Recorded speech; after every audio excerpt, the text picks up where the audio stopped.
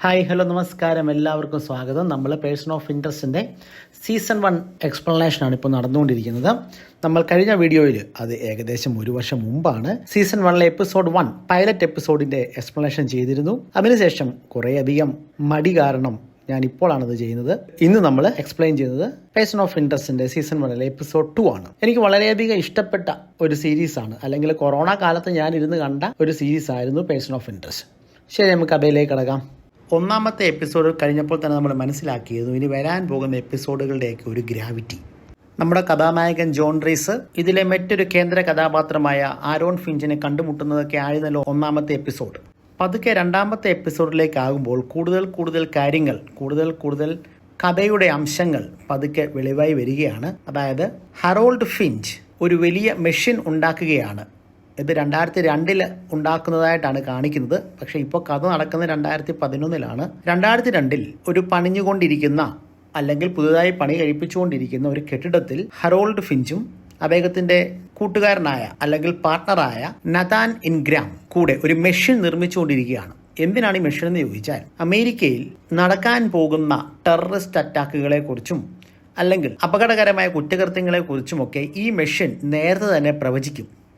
എങ്ങനെയാണിത് പ്രവചിക്കുന്നത് ചോദിച്ചാൽ, 10,000-കണക്കിന്, നമ്മുടെ കഥ ഇപ്പോൾ നടക്കുന്ന ന്യൂയോർക്ക് സിറ്റിയിലാണ്, 10,000-കണക്കിന് CC ക്യാമറകളെയും അതുപോലെ ഇമെയിലുകളെയും ഫോൺ കോളുകളെയും ഒക്കെ ഇവരൊന്നും അറിയാതെ നമ്മളുടെ ഈ മെഷീൻ അനലൈസ് ചെയ്തുകൊണ്ടേയിരിക്കും. ഇതിൽ നിന്ന് കുറ്റകരമായ മെസ്സേജുകളോ അല്ലെങ്കിൽ ഡൗട്ട് തോന്നുന്ന ഇമെയിലുകളോ അല്ലെങ്കിൽ CCTVയിൽ ഡൗട്ട് തോന്നുന്ന മുഖങ്ങളോ ഡബിൾ ലൈഫ് നയിക്കുന്ന പേഴ്സൺസിനെ കുറിച്ചോ ഒക്കെയുള്ള വിവരങ്ങൾ ഈ മെഷീൻ തൻ്റെ പ്രോഗ്രാം ഉപയോഗിച്ച് സോർട്ട് ഔട്ട് ചെയ്യുകയും അവരുടെ സോഷ്യൽ സെക്യൂരിറ്റി നമ്പറോ അല്ലെങ്കിൽ അവരെക്കുറിച്ചുള്ള വിവരങ്ങളോ സർക്കാരിനെ ഈ മെഷീൻ അറിയിക്കുകയാണ് ചെയ്യുന്നത്. അപ്പോൾ ഈ മെഷീൻ്റെ പണിപ്പുരയിലാണ് 2002 ഫിഞ്ച്. ഇപ്പോൾ അത് ന്യൂയോർക്ക് സിറ്റിയിലെ ക്യാമറകളെയും ഇമെയിലുകളെയും ഒക്കെ മാത്രമേ പരിഗണിക്കുന്നുള്ളൂ, അനലൈസ് ചെയ്യുന്നുള്ളൂ. ഗവൺമെൻറ് അതിനുള്ള അനുവാദം കൊടുത്തിട്ടുണ്ട്. അപ്പോൾ ഫിഞ്ച് ഇത് ചെയ്തപ്പോൾ, ഇപ്പോൾ 2011 നമ്മൾ ഈ പറഞ്ഞത് 2002 നിർമ്മാണ ഘട്ടത്തിലുള്ള മെഷീൻ്റെ കാര്യങ്ങളാണ്. 2011 ഇത് കാണിക്കുമ്പോൾ ഈ മെഷീന് ആർട്ടിഫിഷ്യൽ ഇൻ്റലിജൻസ് വഴി 2 തരത്തിലുള്ള ലിസ്റ്റുകൾ ഉണ്ടാക്കുന്നുണ്ട്. റെലവൻറ്റ് ലിസ്റ്റും ഇറലവൻറ്റ് ലിസ്റ്റും. റെലവൻറ്റ് ലിസ്റ്റ് എന്ന് വെച്ചാൽ 2011 പ്ലെയിൻ അറ്റാക്ക് പോലെ വലിയ ക്രൈമുകൾ അമേരിക്കയിൽ നടക്കുമ്പോൾ അതിനെ നടക്കുന്നതിന് മുമ്പ് തന്നെ തിരിച്ചറിയുക എന്നുള്ളതാണ്. അങ്ങനെയുള്ള അറ്റാക്സിന് പുറകിലുള്ള ശക്തിയെ അല്ലെങ്കിൽ അങ്ങനെയുള്ള അറ്റാക്കിന് പുറകിലുള്ള ആൾക്കാരെ തിരിച്ചറിയുകയാണ് റെലവൻറ്റ് ലിസ്റ്റിൻ്റെ ധർമ്മം. ഇറലവൻറ്റ് ലിസ്റ്റ് എന്ന് പറയുന്നത് സിംഗിൾ പേഴ്സൺസിന് അല്ലെങ്കിൽ സാധാരണക്കാരായ ജനങ്ങൾക്ക് എന്തെങ്കിലുമൊക്കെ അപകടങ്ങളോ അല്ലെങ്കിൽ ആരെങ്കിലുമൊക്കെ ആക്രമിക്കാനോ മോഷണത്തിനോ കുറ്റകരമായ എന്തെങ്കിലും കാര്യങ്ങളിൽ ഇടപെടാനോ ഒക്കെ പോകുമ്പോൾ അതിനു മുമ്പേ ഈ മെഷീന് അത് കണ്ടുപിടിക്കുകയും അവരുടെ സോഷ്യൽ സെക്യൂരിറ്റി നമ്പർ, അതായത് നമ്മുടെ ആധാർ നമ്പർ പോലെ അവരുടെ സോഷ്യൽ സെക്യൂരിറ്റി നമ്പർ ഫിഞ്ചിന് കൊടുക്കുകയും ചെയ്യും, അല്ലെങ്കിൽ ഗവൺമെൻറ്റിന് കൊടുക്കുകയും ചെയ്യും. പക്ഷേ ഈ ഇറലവൻറ്റ് ലിസ്റ്റ് ഇവരധികം കാര്യമായിട്ട് നോക്കുന്നില്ല, അല്ലെങ്കിൽ ഗവൺമെന്റിന് വലിയ താല്പര്യമില്ല. അപ്പോൾ നഥാൻ ഇൻഗ്രാം ചോദിക്കുന്നുണ്ട് എന്തുകൊണ്ടാണ് ഈ സാധാരണക്കാരത് ഒഴിവാക്കുന്നതെന്ന്. അപ്പോൾ ഫിഞ്ച് പറയുന്നുണ്ട്, the machine wasn't build to save somebody but rather to save everybody. പക്ഷേ എൻ്റെ നിർമ്മാണത്തിന് ശേഷമാണ് ഫിഞ്ചിന് മനസ്സിലായത്, അതായത് 2002 ശേഷം, ഇത് കംപ്ലീറ്റ് ആയിട്ട് നിർമ്മിച്ചതിന് ശേഷം അത് ഗവൺമെന്റിന് കൊടുത്തു. 2011 കാലഘട്ടമൊക്കെ ആയപ്പോഴാണ് ഫിഞ്ചിന് മനസ്സിലായത് അടുപ്പക്കാരെ നഷ്ടപ്പെടുന്നത് അല്ലെങ്കിൽ കൂട്ടുകാരെ വീട്ടുകാരെ ഒക്കെ നഷ്ടപ്പെടുന്നത് പലർക്കും വേദന ഉളവാക്കുന്നതാണ്. അതുകൊണ്ട് തന്നെ ഈ ഇറലവൻറ്റ് ലിസ്റ്റ് ഈ മെഷീൻ ഗവൺമെൻറ് സമർപ്പിച്ചതിന് ശേഷവും ഗവൺമെൻറ് അത് മൈൻഡ് ചെയ്യാറില്ല. പകരം അവർ വലിയ ക്രൈമുകളെ മാത്രമേ മൈൻഡ് ചെയ്യുന്നുള്ളൂ.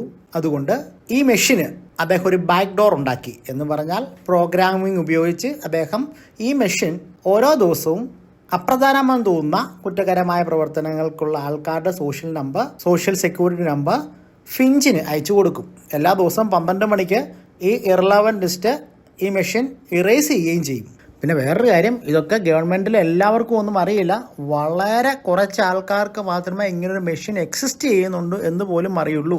നാട്ടുകാരുടെയും വീട്ടുകാരുടെയും ഒക്കെ വിവരങ്ങളൊക്കെ ഇങ്ങനെ ചോർത്തുന്നത് കുറ്റകരമായതിനാൽ, പ്രൈവസിയെ ബാധിക്കുന്നതിനാൽ ഇത് ഗവൺമെൻറ്റിലെ ഇൻ്റലിജൻസ് വിഭാഗത്തിലെ വളരെ ചുരുക്കം ആൾക്കാർക്ക് മാത്രമേ ഇതിനെക്കുറിച്ച് അറിയുള്ളൂ. ഇത് അഥവാ ഏതെങ്കിലും പ്രൈവറ്റ് പാർട്ടികളുടെ കയ്യിലേക്ക് കിട്ടിയാൽ ഇതിൻ്റെ വിവരങ്ങളൊക്കെ എത്രത്തോളം അപകടകരമായ രീതിയിൽ ആ കമ്പനികൾക്കോ പ്രൈവറ്റ് പാർട്ടികൾക്കോ പ്രവർത്തിപ്പിച്ച് ലോകത്തെ തന്നെ നിയന്ത്രിക്കാൻ കഴിയും എന്നൊരു അപകടകരമായ വസ്തുതയും ഫിഞ്ച് ഇതിൻ്റെ ഇടയ്ക്ക് പറയുന്നുണ്ട്. അപ്പോൾ ഈ മിഷനെക്കുറിച്ചുള്ള വിവരങ്ങൾ ആകെ അറിയാവുന്നത് ഹറോൾഡ് ഫിഞ്ചിനും അദ്ദേഹത്തിൻ്റെ സുഹൃത്ത് നാഥാൻ ഇൻഗ്രാമിനും ഇപ്പോഴത്തെ കാലത്ത് അദ്ദേഹത്തിൻ്റെ കൂട്ടാളിയായ അദ്ദേഹം റിക്രൂട്ട് ചെയ്ത ജോൺ റീസിനും പിന്നെ ഗവൺമെൻറ്റിലെ ഉന്നതങ്ങളിലുള്ള ഓഫീസേഴ്സിനും മാത്രമേ അറിയൂ. ഓരോ ദിവസവും ഇറലവൻ ലിസ്റ്റിൽ നിന്നുള്ള അപകടകരമായ സാഹചര്യത്തിൽ പെടുന്നവരെ കുറിച്ചുള്ള ആൾക്കാരുടെ സോഷ്യൽ സെക്യൂരിറ്റി നമ്പർ ഈ മെഷീൻ നമ്മളുടെ ഫിഞ്ചിന് അയച്ചു കൊടുക്കുകയും അവരെ രക്ഷിക്കുന്നതിന് വേണ്ടിയാണ് അദ്ദേഹം നേരത്തെ ഏജന്റ് ആയിരുന്ന ജോൺ റീസിനെ സമീപിക്കുന്നതും. ജോൺ റീസ് ഇപ്പോൾ മിലിറ്ററിയിൽ നിന്ന് ഒഴിവാക്കപ്പെട്ട ആളാണ്, അല്ലെങ്കിൽ അദ്ദേഹത്തിന്റെ വിവരങ്ങളൊന്നും ഇപ്പോൾ ഹൈലി കോൺഫിഡൻഷ്യൽ ആണ്. മാത്രമല്ല എല്ലാ ആയോധന കലയിലും തോക്കുകൾ ഉപയോഗിക്കുന്നതിനൊക്കെ വളരെ മിടുക്കനുമാണ് ജോൺ റീസ്. അപ്പോൾ ഇതാണ് ഇപ്പോഴത്തെ അവസ്ഥ. നമുക്ക് ഇന്നത്തെ കഥയിലേക്ക് കടക്കാം. നമ്മുടെ ഇന്നത്തെ കഥ ഗോസ്റ്റ് എന്നാണ് ഇതിന്റെ നിർമ്മാതാക്കൾ കൊടുത്തിട്ടുള്ളത്. Person of interest season 1 episode 2 ghost. ഇന്നത്തെ കഥയിൽ ഹറോൾഡ് ഫിഞ്ചിന് ലഭിച്ച social security number Teresa Whitaker എന്നൊരു ടീനേജ് ഗേളിൻ്റെ സോഷ്യൽ സെക്യൂരിറ്റി നമ്പറാണ്. 15 വയസ്സ് മാത്രം പ്രായമുള്ള തെരേസ വിറ്റേക്കറിൻ്റെ സോഷ്യൽ സെക്യൂരിറ്റി നമ്പറാണ് മെഷീൻ കഴിഞ്ഞ ദിവസങ്ങളിലൊക്കെ ആയിട്ട് ഹറോൾഡ് ഫിഞ്ചിന് നൽകിയിട്ടുള്ളത്. അപ്പോൾ ഹറോൾഡ് ഫിഞ്ച് തെരേസ വിറ്റേക്കറിനെ കുറിച്ചുള്ള ഫയലുമായി ജോൺ റീസിനെ ഹറോൾഡ് ഫിഞ്ച് പറഞ്ഞ സ്ഥലത്ത് വരാൻ പറഞ്ഞിരിക്കുകയാണ്. നമുക്ക് കാണാൻ കഴിയുന്ന ഒരു ശ്മശാനത്തിൽ, ഒരു സെമിട്രിയിൽ ആണ് ഇവരെത്തിയിരിക്കുന്നത്. ജോൺ റീസ് ചോദിക്കുകയാണ് എവിടെയാണ് തെരേസ വിറ്റേക്കർ എന്ന്. ഹറോൾഡ് ഫിഞ്ച് അദ്ദേഹത്തെ ശവകുടീരത്തിന് മുമ്പിൽ എത്തിക്കുകയാണ്. മോസ്റ്റ് പ്രോബബ്ലി തെരേസ വിറ്റേക്കർ ഈ കബറിടത്തിനുള്ളിലായിരിക്കും ഉള്ളത് എന്നാണ് ഹറോൾഡ് ഫിഞ്ച് പറയുന്നത്. ഇടയ്ക്ക് വേറൊരു കാര്യം കൂടെ, ഈ ഹറോൾഡ് ഫിഞ്ച് ഈ മെഷീൻ ഉണ്ടാക്കി ഗവൺമെന്റ് നൽകിയ വകയിലൊക്കെയായി ഭീകര കോടീശ്വരനാണ്. അദ്ദേഹം ധാരാളം പ്രോപ്പർട്ടീസ് ഒക്കെ സ്വന്തമായിട്ടുള്ള ആളാണ്. അപ്പം അതിനെക്കുറിച്ചുള്ള കാര്യങ്ങൾ വരും എപ്പിസോഡുകളിൽ ഒക്കെ നമുക്ക് ഈ കഥകളിലായിട്ട് കാണാം. വീണ്ടും ഹറോൾഡ് ഫിഞ്ച് തനിക്ക് കിട്ടിയ ഈ സോഷ്യൽ സെക്യൂരിറ്റി നമ്പറിൻ്റെ ഉടമയായ തെരേസ വിറ്റേക്കറിൻ്റെ ഫാമിലിയെക്കുറിച്ച് അദ്ദേഹം മനസ്സിലാക്കിയ കാര്യങ്ങൾ ജോൺ റീസിനോട് പറയുകയാണ്. ഈ തെരേസ വിറ്റേക്കറിൻ്റെ അച്ഛൻ ഒരു ബോട്ട് യാത്രക്കിടയിൽ ആ ഫാമിലിയെ മുഴുവനായി കൊലപ്പെടുത്തി. അപ്പോൾ തെരേസ വിറ്റേക്കറും കൊല്ലപ്പെട്ടതായിട്ടാണ് ഇപ്പോൾ രേഖകളുള്ളത്. പക്ഷേ മെഷീൻ ഇങ്ങനൊരു നമ്പർ തരുന്നുണ്ടെങ്കിൽ ഒരു പക്ഷേ തെരേസ വിറ്റേക്കർ എവിടെയെങ്കിലും ജീവിച്ചിരിപ്പുണ്ടായിരിക്കാം. എങ്കിൽ അത് കണ്ടുപിടിച്ച് എന്താണ് അവൾക്ക് പറ്റിയ അപകടമെന്ന് മനസ്സിലാക്കി അവളെ രക്ഷിക്കുക എന്നുള്ളതാണ് ജോൺ റീസിന്റെ കർത്തവ്യം.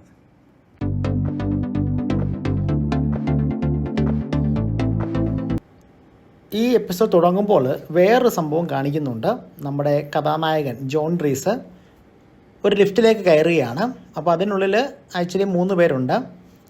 അപ്പോൾ അതിലെ മുമ്പിൽ നിൽക്കുന്ന ആളോട് ജോൺ റീസ് ചോദിക്കുന്നുണ്ട് അദ്ദേഹത്തിൻ്റെ കയ്യിരിക്കുന്ന പൂക്കൾ ആർക്ക് കൊടുക്കുന്നതിന് വേണ്ടിയാണ്. അദ്ദേഹം പറയും തൻ്റെ ഭാര്യയ്ക്ക് വേണ്ടിയാണ്. അപ്പോൾ റോസാപ്പൂക്കളായിരുന്നെങ്കിൽ നിങ്ങളുടെ ഭാര്യയ്ക്ക് ഭയങ്കരമായി ഇഷ്ടപ്പെടുമായിരുന്നല്ലോ എന്ന് ജോൺ റീസ് അദ്ദേഹത്തോട് പറയുന്നുണ്ട്. അപ്പോൾ ഉടനെ അദ്ദേഹം ചോദിക്കുകയാണ് നിങ്ങളെ ഞാൻ അറിയുമോ, അല്ലെങ്കിൽ ഞാൻ നിങ്ങളെ അറിയുമോ എന്നൊക്കെ ചോദിക്കുന്നുണ്ട്. അപ്പോൾ അദ്ദേഹം പറയും ഒരിക്കലുമില്ല. അപ്പോൾ അദ്ദേഹം തിരിച്ചു പറയുന്നു ജോൺ റീസിനോട്, എങ്കിൽ നിങ്ങളിവിടെ ജോലി ചെയ്യുന്ന വല്ല ആളാണെങ്കിൽ നിങ്ങളുടെ ജോലി ഞാൻ തെറിപ്പിക്കും എന്നൊക്കെ പറയുന്നുണ്ട്. അതായത് ഈ മനുഷ്യനായിരിക്കാം ആ കെട്ടിടത്തിൽ പ്രവർത്തിക്കുന്ന ഓഫീസിൻ്റെ മേധാവി. പക്ഷേ ജോൺ റീസ് തിരിച്ചു പറയുകയാണ് നിങ്ങളും ഭാര്യയും തമ്മിൽ എന്തെങ്കിലുമൊക്കെ പ്രശ്നങ്ങൾ ഉണ്ടായേക്കാം. ചില ഭാര്യമാർ അത് ഡിവോഴ്സ് വാങ്ങിപ്പോകും. പക്ഷേ ചിലർ കൊലയാളികളെ ഏൽപ്പിച്ച് കൊട്ടേഷൻ കൊടുത്ത് തങ്ങളുടെ ഭർത്താക്കന്മാരെ കൊലപ്പെടുത്താൻ ചാൻസ് ഉണ്ട് എന്ന് പറയും. അപ്പോൾ പുറകിൽ നിൽക്കുന്ന 2 പേരും ഞെട്ടുന്നതായിട്ട് കാണാം. ജോൺ റീസ് വീണ്ടും തുടരുകയാണ്. ലിഫ്റ്റിലെ CC ക്യാമറ തകർത്തുകൊണ്ട് ഈ പുറകിൽ നിൽക്കുന്നവർ ആക്ച്വലി നിങ്ങളുടെ ഭാര്യ ഏർപ്പെടുത്തിയ കൊട്ടേഷൻ ടീമാണ്. നിങ്ങളെ കൊല്ലുന്നതിന് വേണ്ടിയാണ് അവരവിടെ നിൽക്കുന്നത്. പെട്ടെന്ന് പുറകിൽ നിൽക്കുന്ന ഗൂണ്ടാസ് ആക്രമിക്കുകയും ജോൺ റീസ് അവരെ വെടിവെച്ച് കൊലപ്പെടുത്തുകയും ചെയ്യും. പക്ഷേ പിന്നീട് നമുക്ക് മനസ്സിലാകും അവരുടെ മുട്ടിലാണ് വെടിവെച്ചത്. അവർ മരിക്കുകയൊന്നുമില്ല. കഴിഞ്ഞ എപ്പിസോഡിൽ കാണിച്ച ആ നഗരത്തിൻ്റെ പോലീസ് ഇൻസ്പെക്ടർ കാർട്ടർ അവിടെ വരികയും അപ്പോൾ ലഭ്യമായ തെളിവുകൾക്കനുസരിച്ച് മാൻ ഇൻ എ സ്യൂട്ട് ധരിച്ച മനുഷ്യനാണ് ഇത് ചെയ്തതെന്ന് മനസ്സിലാക്കുകയും ആരായിരിക്കും അത് എന്ന ജിജ്ഞാസയോടെ നിൽക്കുന്നതായിട്ടും കാണാം. ഒരു പക്ഷേ നിങ്ങൾക്കൊരു സംശയം കാണും, CCTV ക്യാമറകൾ ഇതൊക്കെ പിടിച്ചില്ലേ എന്ന്. ഇല്ല. ഒന്ന്, ഈ ഗൂണ്ടാസ് ഈ CCTV ക്യാമറകളൊക്കെ നശിപ്പിച്ചിരുന്നു. മാത്രമല്ല മറ്റ് CCTV ക്യാമറകളെയൊക്കെ ഫിഞ്ചിന് നിയന്ത്രിക്കാനും കഴിയും. എന്തായാലും തെരേസ വിറ്റേക്കറിനെ കുറിച്ചുള്ള കാര്യങ്ങൾ അറിയുന്നതിന് വേണ്ടി ജോൺ റീസ് ഇറങ്ങുകയാണ്. അദ്ദേഹം അതിനുവേണ്ടി കഴിഞ്ഞ എപ്പിസോഡിലൊക്കെ ആയിട്ട് പോലീസ് ഡിപ്പാർട്ട്മെന്റിനുള്ളിലുള്ള കുറച്ചൊക്കെ കൈക്കൂലിയൊക്കെ വാങ്ങുന്ന ഫസ്കോ എന്ന പോലീസുകാരനെ കാണാൻ പോവുകയാണ്. കഴിഞ്ഞ എപ്പിസോഡിൽ സ്റ്റിൽസ് എന്നൊരു ഡിറ്റക്റ്റീവിനെ ഈ ഫസ്കോയുടെ തോക്കുപയോഗിച്ച് ജോൺ റീസ് തട്ടിയിരുന്നു. അപ്പോൾ അതും പറഞ്ഞാണ് ഇപ്പോൾ ഭീഷണിപ്പെടുത്തുന്നത്. സ്റ്റിൽസിന്റെ ബോഡി ഇതുവരെ കിട്ടിയിട്ടില്ല, പക്ഷേ അദ്ദേഹത്തിന്റെ പോലീസ് ബാഡ്ജ് ഇപ്പോഴും റീസിന്റെ കയ്യിലുണ്ട്. ഫസ്കോയുടെ തോക്ക് ഉപയോഗിച്ചാണ് സ്റ്റിൽസിനെ തട്ടിയത്. എന്തായാലും ഫസ്കോയെ അത് പറഞ്ഞ് ബ്ലാക്ക്മെയിൽ ചെയ്യുകയാണ്, ഈ പറയുന്ന തെരേസ വിറ്റേക്കറിന്റെ പോലീസ് ഫയൽ കണ്ടെത്തി തരണമെന്ന്. ഈ സമയം ഫിഞ്ച് പഴയ വാർത്താ വീഡിയോസ് ഒക്കെ കാണുകയാണ്. അതിൽ ഈ മരിച്ചുപോയ തെരേസ വിറ്റേക്കറിന്റെ അങ്കിളും ആന്റിയും, അല്ലെങ്കിൽ ഇവരുടെ റിലേറ്റീവ്സ്, ഇവർ കൊല്ലപ്പെട്ട കാര്യങ്ങളൊക്കെ പറയുന്നുണ്ട്. ഇദ്ദേഹത്തിന്, അതായത് തെരേസ വിറ്റേക്കറിന്റെ അച്ഛന് ഭയങ്കര കടമുണ്ടായിരുന്നു, പക്ഷെ ഒരിക്കൽ പോലും ഇവരോട് പറഞ്ഞിരുന്നില്ല. പക്ഷെ ഇതിൽ നിന്നൊക്കെ ജോൺ റീസിനും ഹറോൾഡ് ഫിഞ്ചിനും മനസ്സിലാവുന്നത് ഈ കൊലപാതകം തെരേസ വിറ്റേക്കറിന്റെ അച്ഛൻ നടത്തിയതല്ല, ഏതോ പ്രൊഫഷണൽ ഹിറ്റ്മാൻ, കൊലയാളി നടത്തിയതാണ്. എന്നിട്ട് തെരേസ വിറ്റേക്കറിന്റെ അച്ഛൻ തന്റെ കുടുംബത്തെ മുഴുവൻ കൊലപ്പെടുത്തി എന്ന് തോന്നത്തക്ക വിധം നടത്തിയ ഒരു പരിപാടിയായിരുന്നു ഇതെന്ന് ഹറോൾഡ് ഫിഞ്ചിനും ജോൺ റീസിനും മനസ്സിലാകുന്നു. അന്നത്തെ കേസ് അന്വേഷിച്ച പോലീസിന് ഇത് പിടികിട്ടിയില്ല എന്നും അവർ ഇവിടെ സമർത്ഥിക്കുന്നു. എന്തായാലും ജോൺ റീസും ഹറോൾഡ് ഫിഞ്ചും തെരേസ വിറ്റേക്കർ മരിച്ചിട്ടില്ല എന്ന് തന്നെ ഉറപ്പിക്കുകയാണ്. ഫസ്കോയിൽ നിന്ന് ലഭിച്ച ഫയലിൽ നിന്ന് തെരേസ വിറ്റേക്കറിന്റെ ആന്റിയെയും അങ്കിളിന്റെയും അഡ്രസ് ഇവർക്ക് ലഭിച്ചിട്ടുണ്ട്. ഹറോൾഡ് ഫിഞ്ച് അവിടെ ഒരു അന്വേഷണം നടത്താമെന്ന് തീരുമാനിക്കുകയാണ്. അതേസമയം ജോൺ റീസ് പഴയ ഫയലിൽ നിന്ന് ജുവനൈൽ ക്രൈമിന് തെരേസ വിറ്റേക്കറിനെയും കൂടെ ഡീക്കൺ പേജ് എന്നൊരു യുവാവിനെയും അറസ്റ്റ് ചെയ്ത വാർത്തകൾ ലഭിച്ചിട്ടുണ്ടായിരുന്നു. അതിൽ തെരേസ വിറ്റേക്കറിന്റെ സുഹൃത്തായ ഡീക്കൺ പേജിനെ തപ്പിയിറങ്ങാൻ പോവുകയാണ് ജോൺ റീസ്, അവനിൽ നിന്ന് എന്തെങ്കിലും ക്ലൂ കിട്ടുമെന്ന്. കാരണം തെരേസ വിറ്റേക്കർ ഇതുവരെ ജീവിച്ചിരിപ്പുണ്ടെന്ന് ആർക്കും അറിയില്ലെങ്കിൽ ഈ ഡീക്കൺ പേജിനെ കണ്ടുമുട്ടിട്ടുണ്ടാകും. കാരണം അവൾക്ക് ഒളിവിൽ ജീവിക്കണമെങ്കിലും പണം വേണമല്ലോ. പണ്ട് ഇവർ രണ്ടുപേരും കൂടെ ചെറിയ മോഷണങ്ങളൊക്കെ നടത്തിയ, ചെറിയ കൗമാരകാല മോഷണ ശ്രമങ്ങളിലേക്കൊക്കെ പോലീസ് പിടികൂടിയ റിപ്പോർട്ട് ഇപ്പോൾ ജോൺ റീസിന്റെ കയ്യിൽ ഉള്ളതുകൊണ്ട് ഡീക്കൺ പേജിന് ചിലപ്പോൾ തെരേസ വിറ്റേക്കർ എവിടെയുണ്ടെന്ന് അറിയാമായിരിക്കാം എന്ന് കരുതി അവനെ അന്വേഷിച്ചും ഇറങ്ങുകയാണ്. അങ്ങനെ തെരേസ വിറ്റേക്കറിന്റെ അങ്കിളിന്റെ വീട്ടിലേക്ക് ഹറോൾഡ് ഫിഞ്ച് എത്തുകയാണ്. തെരേസ വിറ്റേക്കറിന്റെ അച്ഛൻ്റെ ഇൻഷുറൻസ് കമ്പനിയിൽ നിന്ന് വരികയാണെന്നാണ് ഹറോൾഡ് ഫിഞ്ച് അവരോട് പറയുന്നത്. അദ്ദേഹം ഇൻഷുറൻസ് കമ്പനിയിൽ നോമിനിയായിട്ട് വെച്ചിരിക്കുന്നത് ഈ ആൻറ്റിയെയാണ്. അവരുടനെ തന്നെ ഡോർ തുറന്നു കൊടുക്കുന്നു. ഹറോൾഡ് ഫിഞ്ച് അങ്കിളിനെ ആൻറ്റി അന്വേഷിക്കുമ്പോൾ ഇവർ പറയുന്നു ഇവരുടെ ഹസ്ബൻഡ് കുറച്ച് മാസങ്ങൾക്ക് മുമ്പ് ഇവരിന്ന് ഡിവോഴ്സായി, ഇപ്പോൾ എവിടെയാണ് ജീവിക്കുന്നത് ഇവർക്ക് അറിയില്ല, കോൺടാക്റ്റ് ചെയ്യാനുള്ള ഫോൺ നമ്പർ പഴയതൊന്നുണ്ട്, അത് വേണമെങ്കിൽ തരാം. മാത്രമല്ല തെരേസ വിറ്റേക്കറിനെ കുറിച്ചുള്ള അന്വേഷണം പോലീസ് മതിയാക്കിയോ എന്നിവർ ചോദിക്കുന്നുണ്ട്. അപ്പോൾ ഹറോൾഡ് ഫിഞ്ച് പറയുന്നു, നിങ്ങൾക്ക് ഇതിനെക്കുറിച്ചൊന്നും അറിയില്ലേ, പോലീസ് ആ കേസ് ക്ലോസ് ചെയ്തതാണല്ലോ. അപ്പോൾ ഇവർ പറയുന്നു, ഞങ്ങളൊരു ഒഴിഞ്ഞ ശവപ്പെട്ടിയാണ് അന്ന് അടക്കിയത്. അന്ന് പോലീസ് പറഞ്ഞത് ശക്തമായ തിരയിൽ തെരേസ വിറ്റേക്കറിന്റെ ബോഡി ഒഴുകിപ്പോയിട്ടുണ്ടായിരിക്കാം. അപ്പോൾ ഇപ്പോൾ ഇവർ വിശ്വസിക്കുന്നുണ്ടായിരുന്നു ആ ബോഡി ലഭിക്കുമെന്ന്. എന്തായാലും ഈ ഭാഗത്ത് നമുക്ക് മനസ്സിലാവുന്നത് ഈ ആൻറ്റിക്ക് തെരേസ വിറ്റേക്കറിനെ സ്വന്തം മകളെ പോലെ ഇഷ്ടമായിരുന്നു എന്നാണ്. ഇതിൻ്റെ ഇടയ്ക്ക് ജോൺ റീസിനെ കുറിച്ചുള്ള കേസുകൾ ആ പട്ടണത്തിലെ പോലീസ് ഇൻസ്പെക്ടർ കാർട്ടർ അന്വേഷിക്കുന്നുണ്ടായിരുന്നു. പക്ഷേ ജോൺ റീസിനെ കുറിച്ചുള്ള ഫയലുകളൊന്നും തന്നെ ലഭ്യമായിരുന്നില്ല, അല്ലെങ്കിൽ ഉള്ള ഫയലുകളൊക്കെ പിൻവലിക്കപ്പെട്ടിരുന്നു. 2007 മാൻ മിസ്സിംഗ് കേസിലും ജോൺ റീസിൻ്റെ ഫയൽ ഉണ്ടായിരുന്നു. അതായത് ജോൺ റീസിന് 2007 മുതൽ കാണാനില്ല എന്നാണ് പോലീസ് ഡിപ്പാർട്ട്മെൻറ്റിൽ ഒരു ഫയൽ ഉള്ളത്. പക്ഷേ അതിനുള്ളിലും ഇയാളെക്കുറിച്ചുള്ള വിവരങ്ങളൊന്നും തന്നെ ഇല്ലായിരുന്നു. അതേസമയം ജോൺ റീസ് തെരേസ വിറ്റേക്കറിൻ്റെ ഫ്രണ്ടായിട്ടുള്ള ഡീക്കൺ പേജിനെ അന്വേഷിച്ച് ന്യൂയോർക്കിലെ ഒരു സിറ്റിയിൽ അലയുകയാണ്. ഒരു റൗണ്ടിൽ ഒരു സ്കേറ്റർ ബോർഡായിട്ട് ഈ ഡീക്കൺ പേജിനെ ജോൺ റീസ് കാണാനിടയായി. അവനുമായിട്ട് അന്വേഷിക്കുമ്പോൾ ഈ പെൺകുട്ടിയുടെ ഫോട്ടോ കാണിച്ച് അവനോട് അന്വേഷിക്കുമ്പോൾ അവൻ പറയുന്നു, അവൾ മരിച്ചിട്ട് കുറേ കാലമായല്ലോ, അവളെക്കുറിച്ച് ഞാനെങ്ങനെ അറിയാനാണ്. അതേസമയം തന്നെ ഈ ഹറോൾഡ് ഫിഞ്ച് ഒരു മൊബൈൽ ആപ്ലിക്കേഷൻ ഉണ്ടാക്കിയിട്ടുണ്ടായിരുന്നു. ജോൺ റീസിൻ്റെ ഫോൺ മറ്റേതെങ്കിലും ഫോണുമായിട്ട് പെയ്ഡ് ആക്കാൻ പറ്റും.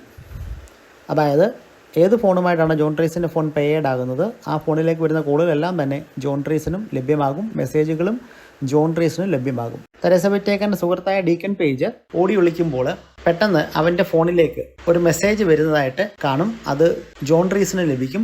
അതിൽ എഴുതിയിരിക്കുന്നത് ടു ടി തെരേസ വിറ്റേക്കർ എന്നാണെന്ന് മനസ്സിലാക്കാം. എളുപ്പം മുങ്ങിക്കോ, നിന്നെ അന്വേഷിച്ച് ആളെത്തിയിട്ടുണ്ട് എന്നാണ് ആ മെസ്സേജിലുള്ളത്. അപ്പോൾ നമുക്ക് കാണാൻ സാധിക്കുന്നത് ഒരു ATM മെഷീൻ്റെ സമീപത്ത് നിന്ന് ഒരു കൗമാരക്കാരിയായ പെൺകുട്ടി എന്തൊക്കെയോ മെഷീൻസ് എടുത്തുകൊണ്ട് പാഞ്ഞു പോവുകയാണ്. ഇത് ജോൺ റീസ് കാണുന്നു. ജോൺ റീസ് ആ പെൺകുട്ടിയെ പിന്തുടരുന്നു.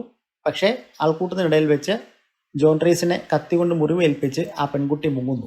ഇതിനിടയിൽ ജോൺ റീസ് ഹറോൾഡ് ഫിഞ്ചിന്റെ ഡബിൾ ലൈഫിനെ കുറിച്ച് അന്വേഷിക്കുന്നുണ്ടായിരുന്നു. ഹറോൾഡ് ഫിഞ്ച് എന്താണ് ചെയ്യുന്നത് എന്നൊക്കെ. ഇതൊന്നും ജോൺ റീസിന് അറിയില്ല. ഹറോൾഡ് ഫിഞ്ച് ഫോൺ വിളിക്കുമ്പോൾ മാത്രമേ ജോൺ റീസിന് ഹറോൾഡ് ഫിഞ്ച് ലഭ്യമാകുമായിരുന്നുള്ളൂ. എങ്കിലും ജോൺ റീസ് പലപ്പോഴായി ഹറോൾഡ് ഫിഞ്ചിനെ പിന്തുടർന്ന് ഹറോൾഡ് ഫിഞ്ച് ഒരു കമ്പ്യൂട്ടർ കമ്പനിയിൽ ഒരു കമ്പ്യൂട്ടർ പ്രോഗ്രാമറായി ജോലി ചെയ്യാമെന്ന് മനസ്സിലാക്കിയിരുന്നു. അങ്ങനെ ഹറോൾഡ് ഫിഞ്ച് പിറ്റേ ദിവസം ഈ കമ്പനിയിലേക്ക് എത്തുമ്പോൾ തൻ്റെ ഡെസ്കിൽ ജോൺ ട്രീസ് ഇരിപ്പുണ്ടായിരുന്നു. ജോൺ ട്രീസ് വളരെ ലാഘവത്തോടെ പറയുകയാണ്, ഈ കമ്പനിയുടെ ഉടമസ്ഥൻ നിങ്ങളാണെന്ന് ആർക്കും അറിയില്ല, ഞാനിപ്പോൾ അത് പബ്ലിഷ് ചെയ്താൽ എന്ത് സംഭവിക്കുമെന്ന്. അപ്പോൾ ഹറോൾഡ് ഫിഞ്ച് പറയുന്നു, ഈ കമ്പനിയിലുള്ള എല്ലാവരും മറ്റേതെങ്കിലും ജോലി സംബന്ധമായി ട്രാൻസ്ഫർ ചെയ്യപ്പെടുമെന്നും ഈ കമ്പനി തന്നെ ഇല്ലാതാകുമെന്നും എൻ്റെ ജോലിയും അതിൽപ്പെട്ട് പോകുമെന്നുമാണ് പറയുന്നത്. നീണ്ട 17 വർഷമായി ഈ കമ്പനിയിൽ കമ്പ്യൂട്ടർ പ്രോഗ്രാമറായി ജോലി ചെയ്യുന്ന ഹറോൾഡ് ഫിഞ്ചിനെ ജോൺ ട്രീസ് കുറച്ച് സമയത്തേക്ക് അങ്ങനെ മനസ്സിലാക്കുന്നുണ്ട്. അപ്പോൾ ഈ കഥയിൽ ഒരു ചെറിയ ഡീറ്റെയിലിംഗ് തരികയാണ്. അത്രയ്ക്ക് കൊടീശ്വരനാണ് ഹറോൾഡ് ഫിഞ്ച്. സ്വന്തം കമ്പനിയിൽ തന്നെ കഴിഞ്ഞ 17 വർഷമായി ഒരു സാധാരണ കമ്പ്യൂട്ടർ പ്രോഗ്രാമറെ വർക്ക് ചെയ്തുകൊണ്ടാണ് അദ്ദേഹം ജീവിച്ചിരുന്നത്. അദ്ദേഹത്തിൻ്റെ ബാക്ക്ഗ്രൗണ്ടിനെ കുറിച്ച് ആർക്കും ഒന്നും അറിയില്ല. തീർച്ചയായും ജോൺ ട്രീസ് തൻ്റെ ഈ ജോലി കണ്ടുപിടിച്ചതിനാൽ അദ്ദേഹം അടുത്തതായിട്ട് എങ്ങനെയാണ് ഡബിൾ ലൈഫ് ജീവിക്കുന്നത്, അതായത് മറ്റാരും അറിയാതെ സാധാരണക്കാരനായി ജീവിക്കുമെന്നതും കൂടെ സസ്പെൻസായി നിലനിർത്തുകയാണ്. ഹറോൾഡ് ഫിഞ്ച് പറയുന്നുണ്ട്, ആളുകൾക്കിടയിൽ ജീവിക്കുക എന്നുള്ളതാണ് ഏറ്റവും മികച്ച ഒളിവ് ജീവിതത്തിന് വഴിയെന്ന്. അതിനെ തുടർന്ന് ജോൺ ട്രീസ് ഹറോൾഡിനോട് പറയുന്നുണ്ട്, ആ പെൺകുട്ടി എൻ്റെ കയ്യിൽ നിന്ന് വഴുതിപ്പോയി, പക്ഷേ ആ പെൺകുട്ടി എന്തൊക്കെയോ മെഷീൻസ് ഉപയോഗിച്ചിരുന്നു. കഴിഞ്ഞ ദിവസം ജോൺ ട്രീസ് ആ പെൺകുട്ടിയെ പിന്തുടർന്നപ്പോൾ അവൾ ATM മെഷീനിൽ നിൽക്കുകയായിരുന്നല്ലോ. ആ ATM മെഷീനിൽ അവൾ ഉപയോഗിച്ചുകൊണ്ടിരുന്ന മെഷീൻസ് ധൃതിക്കിടയിൽ എടുക്കാൻ അവൾ മറന്നുപോയി. അങ്ങനെയാണ് ആ മെഷീൻസ് ജോൺ ട്രീസിൻ്റെ കയ്യിൽ കിട്ടിയത്. അതിലൊരു മെഷീൻ ഞാൻ നിങ്ങളെ ഏൽപ്പിക്കുകയാണ്. കണ്ടപ്പോൾ തന്നെ ഹറോൾഡ് ഫിഞ്ചിന് മനസ്സിലായി അത് ATM മെഷീനിൽ ഉപയോഗിക്കുന്ന ഒരു മെഷീനാണ്. അതായത് ഈ മെഷീൻ ഉപയോഗിച്ച് വിവിധ ആൾക്കാരുടെ ATM കാർഡ് നമ്പറും പിന്നും അടിച്ചു മാറ്റാൻ പറ്റും. നമ്മുടെ മലയാളത്തിലെ പൃഥ്വിരാജ് സാറിൻ്റെ റോബിൻ ഹുഡ് എന്ന സിനിമയിൽ കാണിച്ചതുപോലെ അതിൻ്റെ ഒരു അഡ്വാൻസ്ഡ് ടെക്നോളജിയാണ്. അങ്ങനെ അവരുടെ അക്കൗണ്ടിൽ നിന്ന് ഫണ്ടും അടിച്ചു മാറ്റാൻ പറ്റും. അപ്പോൾ ഇതുപയോഗിച്ചാണ് തെരേസ വിറ്റേക്കർ ഒളിവ് ജീവിതം നയിച്ചിരുന്നത് എന്ന് അവർക്ക് മനസ്സിലായി. മാത്രമല്ല ഒരു പുതിയ ഐഡിയയും കൂടെ വെക്കുന്നു. ഇങ്ങനെയുള്ള മെഷീൻസ് ഒരു പക്ഷേ ഇവൾ ഓൺലൈനിൽ വിറ്റ് പൈസ ഉണ്ടാക്കാനും ശ്രമിക്കുമായിരിക്കാം. അപ്പോൾ ഓൺലൈനിൽ ഇങ്ങനെയുള്ള മെഷീൻസ് വിൽക്കുകയോ വാങ്ങുകയോ ചെയ്യുന്നവരുടെ ഡീറ്റെയിൽസ് ഹറോൾഡ് ഫിഞ്ചിൻ്റെ സ്വന്തം സോഫ്റ്റ്വെയറുകൾ ഉപയോഗിച്ച് കണ്ടുപിടിക്കാൻ പറ്റുമോ എന്ന് അന്വേഷിക്കണമെന്ന് പറയുന്നു. അതേസമയം ജോൺ ട്രീസ് നാട്ടിലുള്ള ഹിറ്റ്മാൻസിനെ, കൊലയാളികളെ, പെയ്ഡ് കൊലയാളികളെ അല്ലെങ്കിൽ പൈസ കൊടുത്ത് ആൾക്കാരെ കൊല്ലുന്ന ആൾക്കാരെ തപ്പിപ്പോവുകയാണ്. പണ്ട് തെരേസ വിറ്റേക്കറിൻ്റെ അച്ഛനെയും അമ്മയും ഒക്കെ കൊന്ന ആൾക്കാരെ ആ കൊലയാളികളിൽ നിന്ന് മനസ്സിലാക്കാം എന്നാണ് അദ്ദേഹം പറയുന്നത്. ഡിറ്റക്റ്റീവ് ലെനൽ ഫസ്കോയും അതിന് അദ്ദേഹം സഹായിക്കുന്നുണ്ട്. നാട്ടിലെ പോലീസുകാരനായ ഫസ്കോയ്ക്ക് നാട്ടിലെ പ്രൊഫഷണൽ കില്ലേഴ്സൊക്കെ എവിടെയാണ് എന്നുള്ളത് അറിയാമായിരിക്കുമല്ലോ. ജോൺ ട്രീസ് അങ്ങനെ ഒരു ജോയിൻറ്റിലേക്ക് കയറി പോവുകയാണ് ആ നഗരത്തിലെ പ്രൊഫഷണൽ കില്ലേഴ്സിനെ അന്വേഷിക്കാൻ ജോയിനിലേക്ക് കയറി പോകുന്ന ജോൺ ട്രീസിനെ പെട്ടെന്ന് തന്നെ അവിടെ നിന്ന് കുറച്ച് ഗുണ്ടാസ് എടുത്ത് പുറത്തേക്ക് ഇടുന്നത് കാണാം. പക്ഷേ ജോൺ ട്രീസ് വീണ്ടും ഫസ്കോയെ ഒരു നോക്കിയിട്ട് ആ ജോയിൻറ്റിനുള്ളിലേക്ക് കടന്നു പോവുകയാണ്. അവിടെ അടി നടക്കുന്നുണ്ട്. അതിനുള്ളിൽ അവിടെയുള്ള ഗുണ്ടാസിനെ എല്ലാം അടിച്ചൊതുക്കി ജോൺ ട്രീസ് തിരിച്ചിറങ്ങി വരുന്നുണ്ട്. കാറിനുള്ളിൽ കയറി ഫസ്കോയോട് പറയുന്ന ഒരു പേര് കിട്ടിയിട്ടുണ്ട്. വീണ്ടും ഫിഞ്ചിനെ വിളിച്ചിട്ട് ആ പേര് പറയുന്നു. പക്ഷേ ആ പേരുള്ള കൊലയാളി ഇപ്പോൾ ജയിലിലാണ്. മറ്റെന്തോ കുറ്റങ്ങളൊക്കെ ആയിട്ട് പിടിച്ചകത്തിട്ടേക്കുകയാണ്. എന്തായാലും ജോൺ ട്രീസ് ആ കൊലയാളിയായിട്ടൊരു മീറ്റിംഗ് തരപ്പെടുത്തുകയാണ് ജയിലിനുള്ളിൽ. ഈ കൊലയാളിയെ ജോൺ ട്രീസ് കാണുന്നു. ജോൺ ട്രീസ് ആ കൊലയാളിയെ ഭീഷണിപ്പെടുത്തുന്നു. അവൻ ചെയ്ത കുറ്റങ്ങൾക്കപ്പുറം ആ കൊലയാളിയിൽ തെളിയിക്കപ്പെട്ടിട്ടില്ലാത്ത പല കേസുകളും ജോൺ ട്രീസ് പറയുന്നു. ഇതൊക്കെ ഞാൻ പോലീസിനോട് പറയും എന്ന് അവനെ ഭീഷണിപ്പെടുത്തുന്നു. എന്തായാലും അവൻ സമ്മതിക്കുന്നു. ആ കുടുംബത്തെ, തെരേസ വിറ്റേക്കറിൻ്റെ കുടുംബത്തെ മുഴുവൻ തട്ടിയത് ഇദ്ദേഹമാണ്.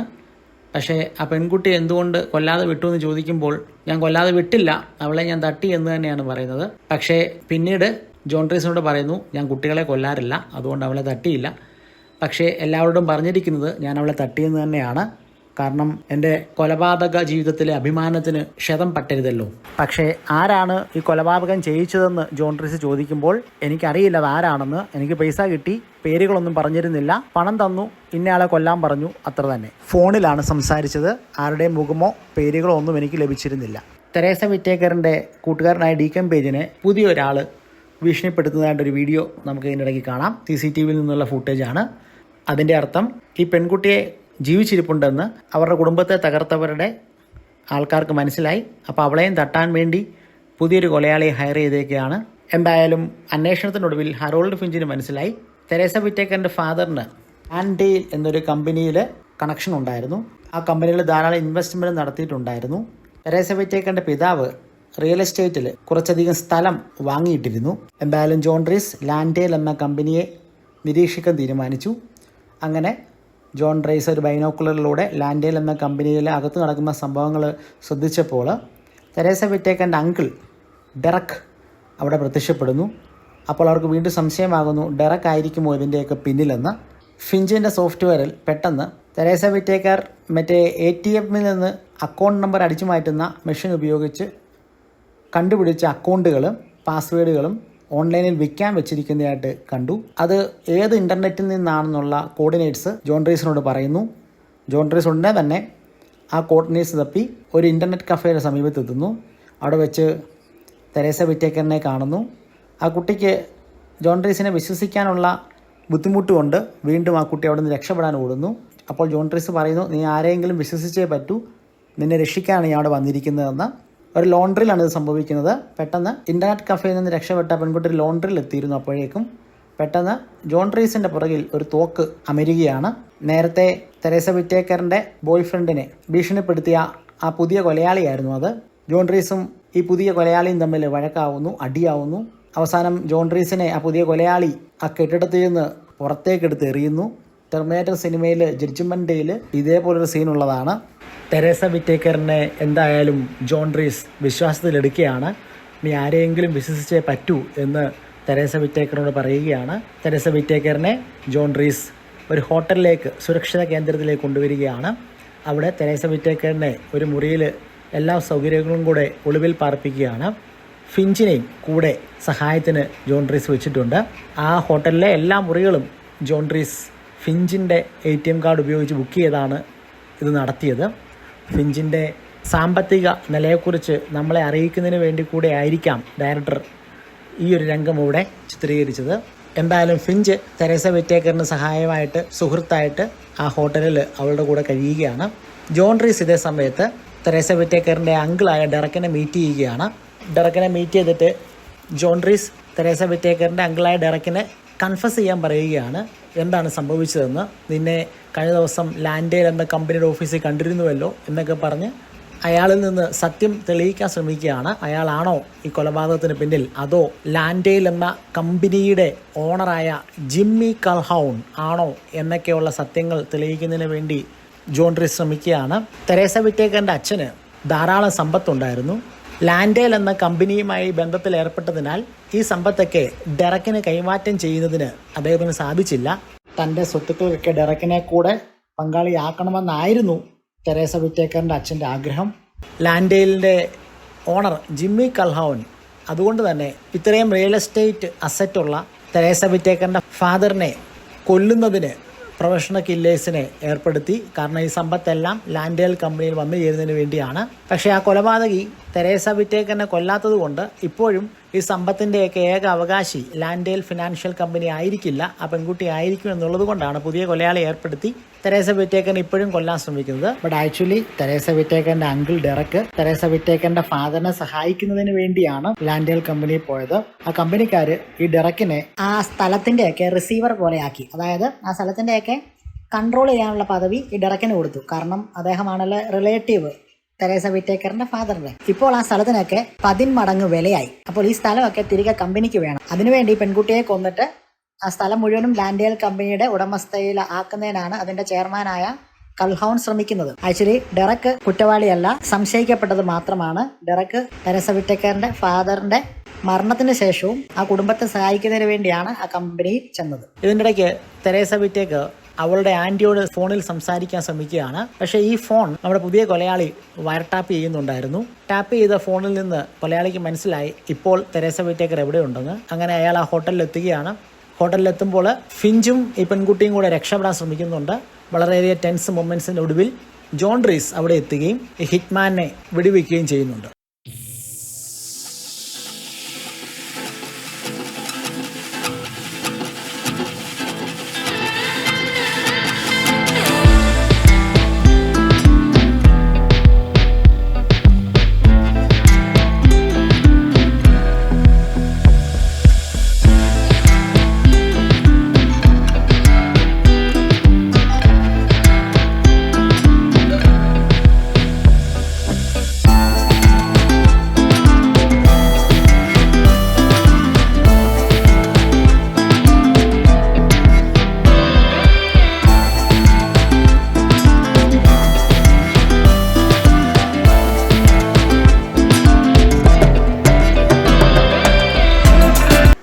മരണപ്പെട്ട ഡെറക്കൻ്റെ സാക്ഷിമൊഴികളും മറ്റ് തെളിവുകളും വെച്ചിട്ട് ലാൻഡെയിൽ കോർപ്പറേഷൻ്റെ മുതലാളിയായ കൽഹൗനെ പോലീസ് അറസ്റ്റ് ചെയ്യുന്നുണ്ട്.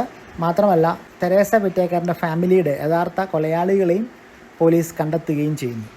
ഈ കേസുകളൊക്കെ അന്വേഷിച്ചുകൊണ്ടിരുന്ന കാർട്ടറിന് ഒരു അനോണിമസ് കോൾ വരികയും മാൻ ഇൻ ദ സ്യൂട്ട് അല്ലെങ്കിൽ ജോൺ റീസിനെ കാണണമെന്നുണ്ടെങ്കിൽ ഇന്ന സ്ഥലത്ത് വരാൻ പറയുകയും ചെയ്യും. അങ്ങനെ കാർട്ടർ ഒരു പറ്റം പോലീസുകാരുമായി ഒരു സ്ഥലത്ത് ചെല്ലും. പക്ഷേ അവിടെ നമുക്ക് കാണാൻ സാധിക്കുന്നത് നമ്മുടെ തെരേസ വിറ്റേക്കറിനെയാണ്. ജോൺ റീസ് തെരേസ വിറ്റേക്കറിനോട് പറഞ്ഞിരിക്കും, നിനക്ക് വിശ്വസിക്കാൻ പറ്റുന്ന ഒരാളാണ് ഈ ഏജൻറ്റ് കാർട്ടർ എന്ന്. അപ്പോഴും തെരേസ വിറ്റേക്കർ ജോൺ റീസിനെ കുറിച്ചൊന്നും കാർട്ടറോടും പറയുന്നില്ല.